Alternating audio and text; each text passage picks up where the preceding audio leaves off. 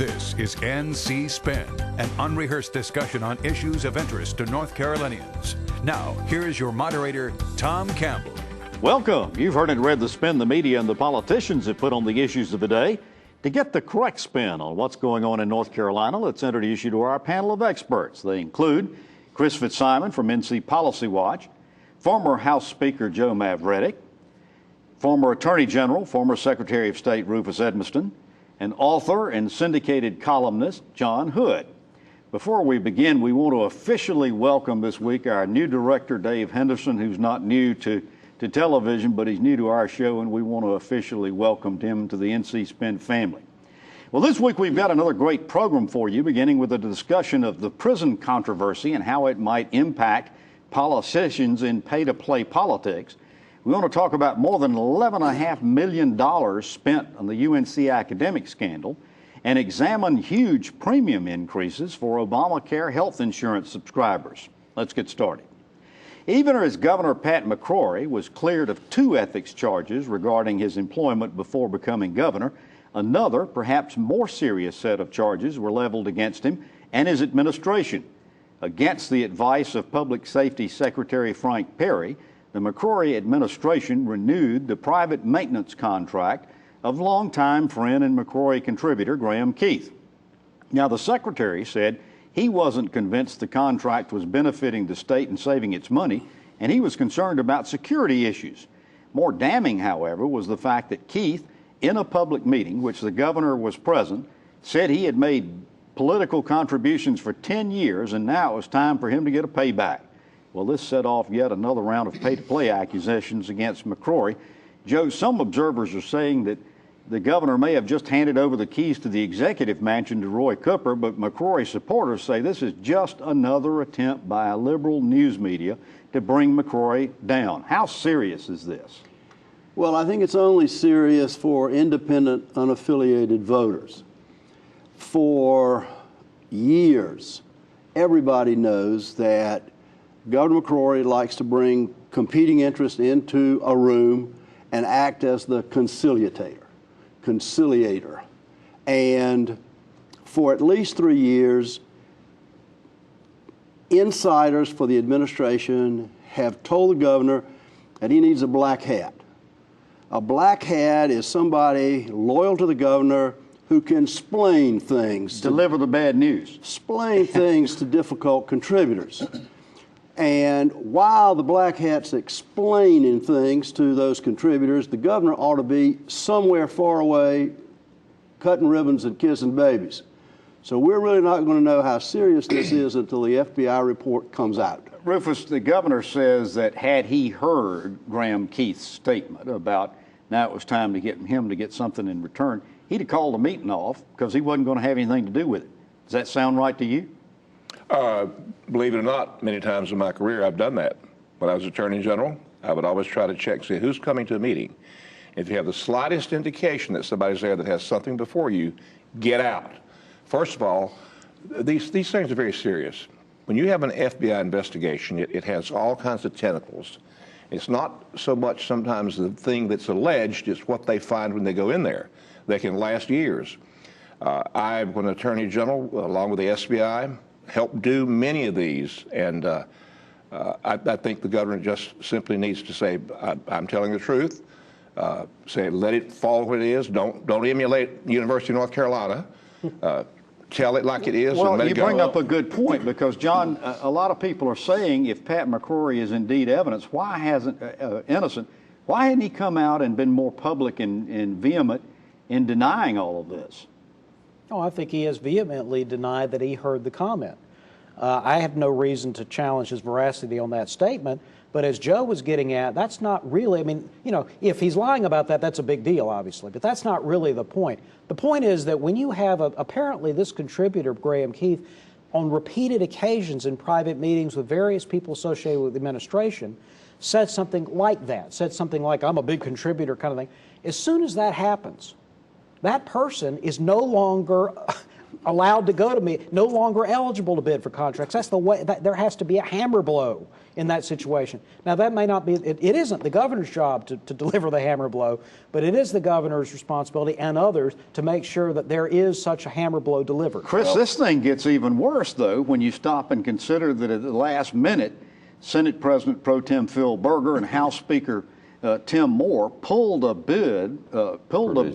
provision out of the budget that would have prohibited these private contracts without the legislature's express permission. Well, and they were also called by Graham Keith, or Senator Berger says he was, and he checked with McCrory's budget director, Lee Roberts, and he checked with the Division of Prisons, or Department of Public Safety, who stood by their position. They went ahead and took it out and gave the governor that flexibility. I agree the governor should have never been in the meeting, should have never called the meeting, but this is the governor's responsibility. His top political appointee in charge of public safety, by the way, a former FBI agent, Frank Perry, has heard the man say 3 times, I gave money, I expect something in return. The fact that he still has a contract with the state of North Carolina is a huge black eye in the McCrory administration, whose ever fault it is. The buck stops with McCrory. I think this is a very big deal, and it sends a terrible signal. And it also comes on the heels of an investigation into the Department of Health and Human Services, an investigation into Diener. The governor ran for office talking about ending the culture of corruption. He better do something pretty fast, because those words are going to come back to haunt him. The thing that McCrory did say was that aside from this pay-to-play concept, that there was a genuine disagreement between Secretary Perry and between Thomas Stith and Lee Roberts, the budget director, as to whether or not these private contracts were really saving the state any money. Well, that's true. There was a real disagreement. You can argue it either way. I would argue that it doesn't matter. Once you have that statement made to, not necessarily to the governor, as we've talked about, but to a high official or multiple officials of the administration, that's it. It doesn't matter if it would save the state money. No longer is that particular contractor eligible to bid. So, Joe, should he just cancel this $3 million contract from Graham Keith and just say, if you want to go to court and fight it publicly, we'll do it? Well, again, I'm not so sure that he has the ability to do that. I'm not having anything to do with intent, but we've all come full circle here. And the first thing is that the governor likes to be the moderator. He likes to be the person that brings people together. He gets great satisfaction in that. That's fine. But at some point, I don't know of a single governor that's been around since I've been involved in politics that didn't have a black hat, that didn't have someone who could do exactly what John just got through saying. And unless you have somebody like that, these kind of things are going to a continuing thorn in your All right, so Rufus, side. you've run for governor before. You've been out and run statewide elections before. How serious is this? How damning is this going to be for Pat McCrory come November of next year? Is it all going to go away? No, this doesn't go away. When you have the FBI investigating things, they will go on for years. And as I said, it's the tentacles and the things they find otherwise. It's very serious, and I think the governor can handle it, though.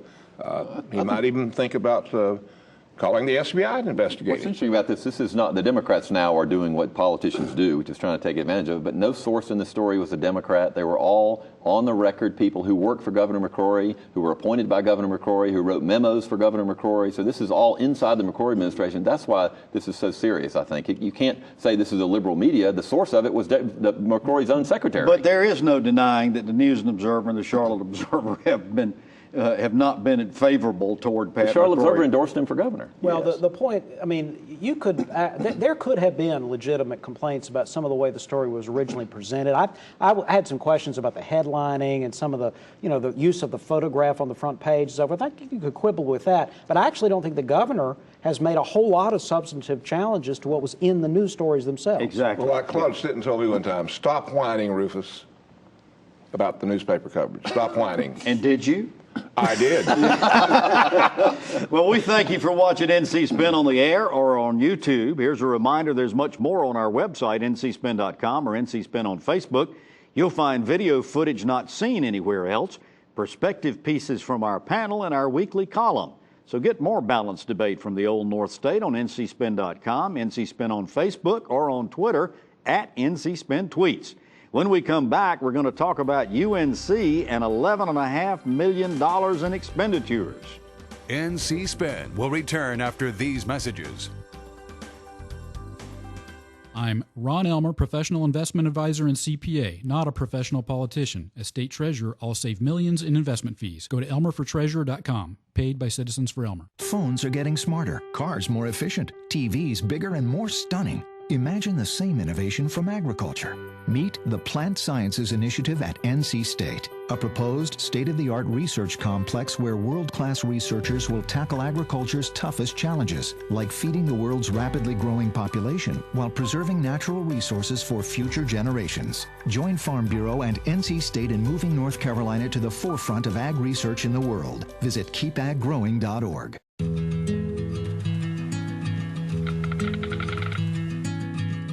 The cost of everything has gone up dramatically over the last 75 years.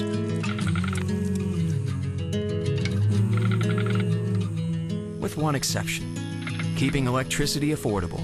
That's the power of your co-op membership. Learn more at togetherwesave.com. North Carolina's Touchstone Energy Cooperatives, looking out for you. Hey everyone, I'm Linda Loveland. If feeding your family safe, affordable foods is a priority for you, then join me in saying thanks to the North Carolina farmers who feed us. Thank you. Thank you. Thank you. Let's say thanks to the farmers who feed your family at #ThankNCFarmers. To learn more about the foods we eat and the farm families who feed us, visit feedthedialoguenc.com. And be sure to thank North Carolina farmers. We now return to NC Spin. It's hard to believe, but the UNC academic scandal was first revealed in 2010. The university recently revealed they had spent more than $7.5 million in legal fees and more than $4 million generating and publishing public records requests relating to the problem of fake classes. Rufus, you recently made the comment that this is unconscionable to have cost so much and taken so much time. Explain yourself. Well, let's make it, first of all, clear. I love my university. I think it's a beacon of hope and beacon of intellectual curiosity, but this is outrageous. I've been saying all along, they ran off up to New York to hire lawyers at $1,000 apiece, when in the beginning they could have laid it all out on the table and said, look, here we are, take a look at it. We've goofed up, we've screwed up. Well, they took all $11 million worth of stuff to finally say, we screwed up, we did wrong. I'm disgusted with it. I think no more trying to hide, no more fake stuff to keep the newspapers away. Do the right thing over there.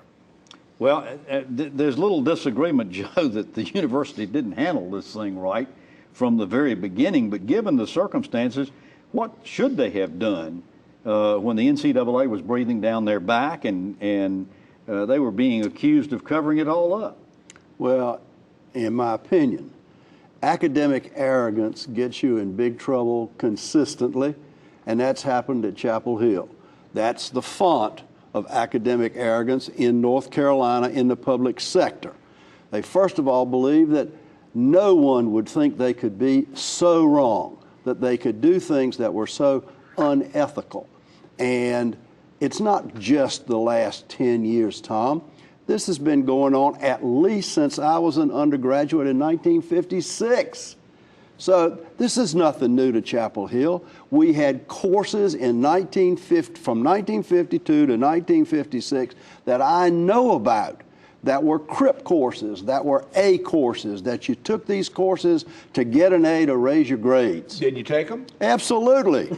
I'm here. And this was unique to this was unique to UNC Chapel Hill? No, it's all over, and that's what I'm saying. That academic arrogance across the board gets in the way of You're using the wrong A word. It's honesty. athletic arrogance, Joe. That's the problem. We've let academics rule the whole countryside, closing schools down, athletic arrogance. All right, Chris, to the point that they spent $4 million producing and copying and researching records and so forth like that. Is that excessive? I mean, they said that they had produced over 215,000 pages of documents according to the Freedom of Information Act. So I'm sure they have. I mean, I don't dispute that. So I agree that they probably hired too fancy lawyers. They probably should have said all this thing at the beginning. But if they get requests for 215,000 pages, they have a responsibility to issue 215,000 pages, and they do have to be careful about certain student privacy. Shouldn't the people that are requesting them have to pay for those copies? No, absolutely not. That's the whole thing about public records. That's money I'm happy to spend as a taxpayer, whether it's the university system or the administration or the General Assembly. If they're public records, they're public records, and the public ought to be able to. So, John, who's paying the $11 million here? Is this coming out of taxpayer fees? They said that it was all come out of private donations, is what I believe I heard. But look, the expenditures on the public records requests, including emails, are absolutely critical. Much of the real disclosures occurred later when they got the emails, and they figured out the people who had said publicly, and I'm not talking about the top leaders, I think many of them didn't fully understand what was going on, but further down the chain, there were people who said, the critics don't understand, they don't know what they're talking about, and the emails determined that those individuals were complicit. So the emails were absolutely essential to unraveling the story, the full story. Let's go back. The university has its own publishing company. It has a law school. And your point is? My point is that a lot of these expenditures could have come from in-house activities. All right. You still got to pay for the printing one way or the other. Well, they give the excuse about the foundations paying for this. That foundation, it's unencumbered funds. That foundation money could be used to put needy students in school. That's my point. All right. So I ask this question every time this topic comes up. What is it going to take to put this topic to bed, and when is it going to happen? Stop hiring lawyers to hide things. It'll take decades. Really? Absolutely. The university's reputation internationally has been tarnished to an extent no one acknowledges. And you don't right think they've come clean enough to the point where? Well, I do. I mean, we'll see. The NCAA will have a decision at some point in the spring. The Southern Association. Southern Association. Well, I think that at some point, here's the sad part. At some point, they're going to move on to another university, and we're going to go through this whole scandal again until we tackle the problem of college athletics. Well, perhaps maybe they will have learned better how to handle it, John. You reckon they will? I would not count on it. They might even have communications professors demand that the media leave public spaces. Oh, my goodness. All right. After these messages, we're going to discuss rate increases for Obamacare. NC Spin will return after these messages. Our state needs a treasurer with a professional investment background, a CPA, not a politician. I'm Ron Elmer, and I want to be your treasurer. Go to elmerfortreasurer.com, paid by Citizens for Elmer. It's a fact. Patients who receive care in the medical home from a trusted family physician reduce healthcare costs through prevention, early detection, and affordable management of high-cost chronic diseases. Every dollar invested in healthcare matters. Let's invest them wisely, building on North Carolina's medical home model. Better health begins with a medical home, a trusted family physician, the best return on our healthcare investment. Learn about the importance of medical homes at ournchealthcare.com. People all across North Carolina are smiling a little more. Why? Because Governor McCrory and the General Assembly cut income taxes again. Lower taxes mean more money in your pocket, money for what your family really needs. And tax cuts make it easier for entrepreneurs to create jobs. North Carolina is on the right track, cutting taxes year after year, delivering more tax relief and more smiles for North Carolina families. You sleep on concrete till your body get immune to concrete.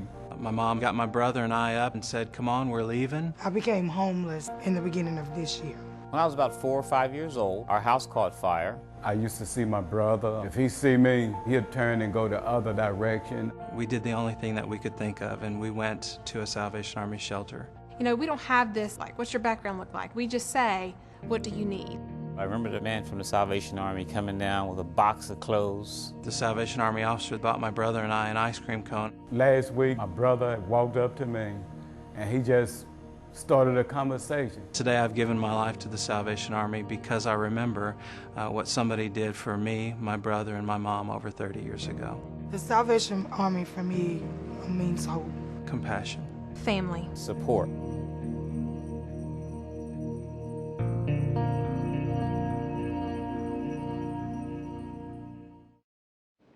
People registered for the Affordable Care Act health insurance have been getting notice their premiums were increasing by as much as 33% next year. The cost increases are attributed to two factors. Not only are fewer people signed up for health care, but those who have are older and sicklier than what had been anticipated. Blue Cross, the largest insurer of the state, reported they received premiums of about $1.5 billion this past year, but they paid out over $1.6 billion. John, there's a growing chorus demanding that we expand Medicaid in North Carolina. How would that affect the rates our residents are paying for health insurance? Well, the insurance commissioner, Wayne Goodwin, argued that if we had expanded Medicaid in North Carolina and created a state exchange, we wouldn't be having these big premium increases because a lot of the high-cost patients would be in Medicaid. Of course, that doesn't change the cost. It just puts it into federal and state coffers instead of onto the premium thing. But I actually looked into that, and I think the insurance commissioner's argument is plausible, but not very well supported by the facts. For example, Minnesota, Oregon, Hawaii are all states that expanded Medicaid, all states that have state involvement in some fashion in their exchanges. They have some of the largest premium increases in the country. I just don't see that the argument is true. Joe, a lot of these young people say they'd rather pay the penalty that's associated with Obamacare than have to pay those monthly premiums. Why? Well, if you are an intelligent young person, that makes rational fiscal sense.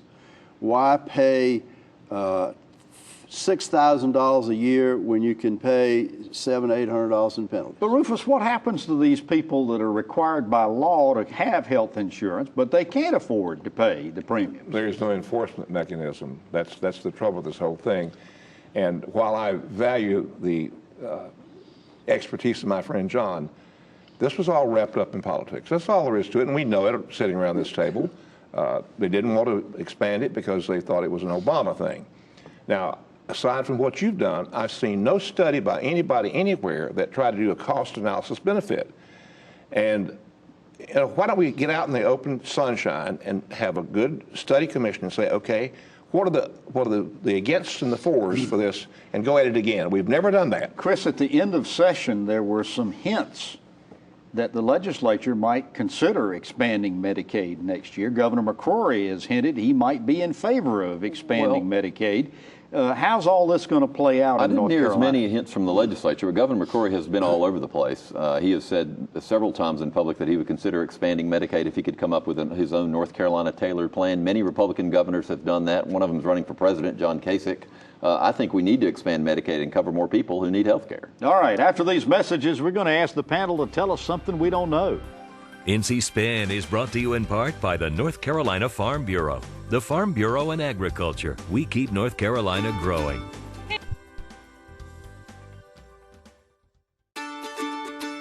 Hey everyone, I'm Linda Loveland. If feeding your family safe, affordable foods is a priority for you, then join me in saying thanks to the North Carolina farmers who feed us. Thank you. Thank you. Thank you. Let's say thanks to the farmers who feed your family at #ThankNCFarmers.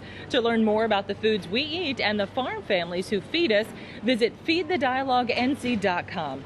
And be sure to thank North Carolina farmers. Clean transportation options can help you fuel what matters. We're fueling what matters to us by converting our fleet of collection trucks over to compressed natural gas. It's a good, smart business decision, and having the air cleaner is something that benefits all the families that work with us. We use biodiesel in our heavy equipment. We've got propane in a lot of our police cars. And we've really embraced the electric car. Join the city of Raleigh and fuel what matters. To learn how you can fuel what matters, visit fuelwhatmatters.org. Phones are getting smarter, cars more efficient, TVs bigger and more stunning. Imagine the same innovation from agriculture. Meet the Plant Sciences Initiative at NC State, a proposed state-of-the-art research complex where world-class researchers will tackle agriculture's toughest challenges, like feeding the world's rapidly growing population while preserving natural resources for future generations. Join Farm Bureau and NC State in moving North Carolina to the forefront of ag research in the world. Visit keepaggrowing.org. A lot of you tell me that the main reason you listen to this show is because you like this next segment, where we ask the panel to tell us something we don't know. Joe Mavretic, we start with you. Laura and I just got back from a 9-state trip around the Northeast. And North Carolina still should enjoy the reputation of a good road state for our primary roads. But I got to tell you, we are the trashiest shoulder and highway edge state that we were in. It's awful. And if our schools are supposed to graduate good citizens, then we've got a lot of citizens in North Carolina who take no pride in the way their highways appear. You're saying we're trashy people? Trashy, trashy. Chris, tell us something we don't know. WBTV in Charlotte did an investigative report about Speaker Moore's campaign finance charges and found that he had not itemized his charges, and then he went back and changed it. I'm not saying that to talk more about the story, but this is a story you're going to hear a lot more about. For years, legislators have used their campaign funds to pay off huge credit card balances and not reported what those expenses were. I think this is going to be a continuing issue for the next few years until all of them learn if you spend money for your campaign, you have to tell us what you're spending it for. This is going to be an issue that doesn't go away. John, tell us something we don't know. Tom, both in North Carolina and nationally, people are fascinated with polls as a tool for predicting who's going to win the Republican presidential nomination. I think that they're way too early to be of any value. I look at prediction markets, people actually betting on the outcome. If you look at the three big prediction markets right now, all three of them predict Marco Rubio with about 40 to 50% of the chance of winning. Everybody else is in the teens or below. He is the clear front runner, according to people who actually risk their own money to get it right. Interesting. Rufus, tell us something we don't know. A shout out for the youth of our state. I read where a young lady, 13 years old in Wake County, brought a lawsuit, argued this past week, where she thought that we were not doing the right thing about climate change, and so she decided to sue the Environmental Management Commission. Were you for it or against it? Hooray for her. Keep the court doors open. I'll tell you that Matt, you're a pro-lawyer? I thought you were against lawyers. I didn't admit that. All right, here's mine. I think you're going to hear a growing hue and cry for our state regulators and lawmakers to do something about FanDuel and DraftKings. These online gambling services that are being advertised on television. The Attorney General of New York just recently banned it. The state of Ohio has lawsuits, and 5 other states have banned it. North Carolina is going to be asked to do the same thing. Well, you've heard our spin on the issues of the day. To stay informed all during the week, give your feedback, and read my weekly column, be sure to visit our website, ncspin.com, or catch NC Spin on Facebook. And we hope you'll join us next week when we'll have more balanced debate for the Old North State. Until then, stay informed and watch out for the spin.